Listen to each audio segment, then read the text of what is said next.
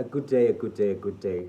Today's topic is about three three types of students that you'll find in basic education schools. They are also known as government schools. Sometimes they're also referred to as non-selective schools. So you could be a parent, you could be a student, whatever way. There are three types of students that you'll find there. So if you're a parent, your child definitely falls into one of these three types of students.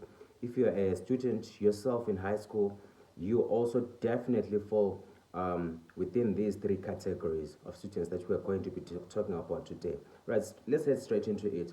The first type of students, I like to call these ones the academic pilgrims. All right, I call these academic pilgrims. These are the type 1 students. These children are usually excellent in conduct, excellent in behavior. They excel in sports, they excel in clubs, even academically, they're quite excellent. But they find themselves in these basic education schools or non selective schools, and they have the hardest times, these academic pilgrims in these schools. Now, why does such a very good student find himself or herself in a government school or this basic education school or this non-selective school? It's usually because the parents are lacking the proper funds to take this child to a private school or a specialized school. Right, so the parents have no funds to take this child. He or she excelled in her earlier education. My focus is on high schools because that's where I teach. That's where I am based at. I also teach in one of our high schools in my community. All right, so this child is excellent, but the parents don't have the funds. They cannot pay for the transport. They cannot pay for boarding fees for the child to go and get good quality education where the facilities are affordable, where the facilities are quite enough for the student.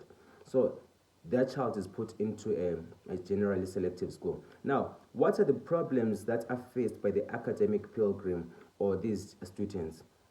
The first problem is the fact that the teachers and the rest of the class is generally too slow for them. Now, when a teacher is teaching up to about 60 learners in one class, okay, 60 learners in one class, I say that because that's what I've witnessed as I have taught in non-selective schools myself personally from experience.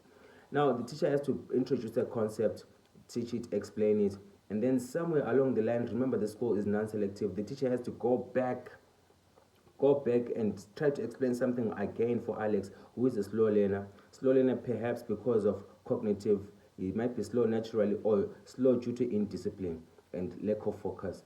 The teacher has to go back.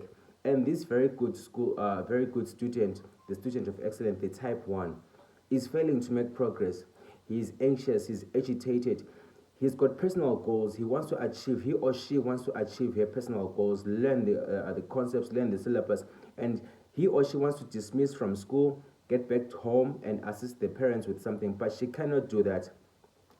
And you find that at the end of the day, she's going to be forced to have to study extra time because the teacher was too slow and the teacher could not make progress in covering the syllabus. Okay, so that's the type 1, academic pilgrims. In the next episode, I'll share information on how to help such students for you as a parent or for us as teachers, how we can further help them wherever possible. Right, the second type of student is the academic settler. Type 2 students, the academic settler. These ones, their performance was not so good, they just average. These are the most comfortable people in high school, comfortable students, because they're in a school that accommodates their pace of learning. The school environment is just fine for them because they are the majority in the school. You understand? They are the majority in the school. So these ones, usually they're just fine. They also have their pressures, which I'll outline in episode, I think it's episode 3 or episode 4. I'll outline how to help them to go forward, the type 2 settlers. But maybe let me just share one thing. Make sure they partner with the type 1 students. Let's go to the type 3 students. Your child or you yourself as a student, you could be belonging to the type 3. These are the academic misfits. If facilities were enough, if facilities could allow, these were not supposed to be in school normally. They're supposed to first of all go for counseling, go for some restoration, because these are academic misfits. They are the misbehaving kids, the unruly ones, the bullies. You find the bullies there. Thieves, you find them there. Drug abusers, you usually find them there. The reasons will vary as to why they are like that, but I'm just saying These are the types of students that you're going to find in a basic education school. Those three basic types. Remember, type 1 is the academic pilgrim. He's suffering, is hoping to finish school as soon as possible because the school doesn't feel comfortable for him. They're too slow. There's a lot of chaos happening around the child, and the child is trying to make progress in their own life. Type 2 academic settlers, it's a bit better for them. It's not perfect, but it's a little bit better for them, and there are strategies and ways to assist them. The type 3, these academic misfits, they need to go somewhere else. And if you are a parent, please watch out for the next video on how you can help your child if he or she is an academic misfit. If you are an academic misfit, fix yourself. The answer is simple. Fix yourself. Sit yourself down. Ask yourself, why am I behaving this way? Why am I trouble? And then attend to that and fix yourself. It's easy as that. So I'd love to meet you in the next video where we talk about how to assist all these three types of students. With these words, I thank you. See you in the next episode. Thank you so much. Have a great day.